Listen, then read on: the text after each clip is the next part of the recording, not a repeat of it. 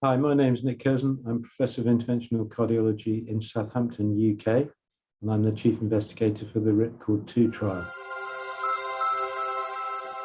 Well, RIPCORD-2 was really testing a new concept, which was to try and exploit the advantages that we've seen using FFR in other patient groups. So specifically in patients who've been allocated to PCI, and in particular multi-vessel PCI, to extrapolate those good outcomes backwards to apply FFR to all the vessels in patients undergoing diagnostic angiography before they have been allocated to PCI or OMT or bypass surgery.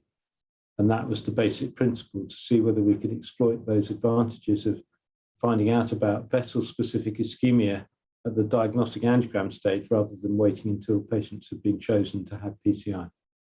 So this is an 1,100 patient open label multicenter randomized trial that was run in 17 centers in the UK. The idea was to take patients who either had stable angina or non-ST elevation MI, who were due to go through a diagnostic angiogram for clinical reasons.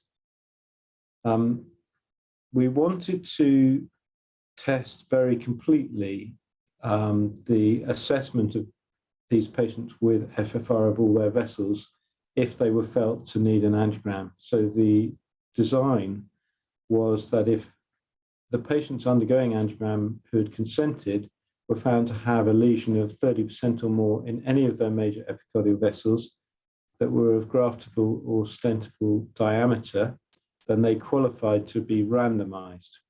And they were randomized to one of two groups on a one-to-one basis. The first was that their assessment and management would be via an angiogram alone. And the second group would have FFR using the intracoronary pressure wire for all their major epicardial vessels if they were big enough for stent or graft.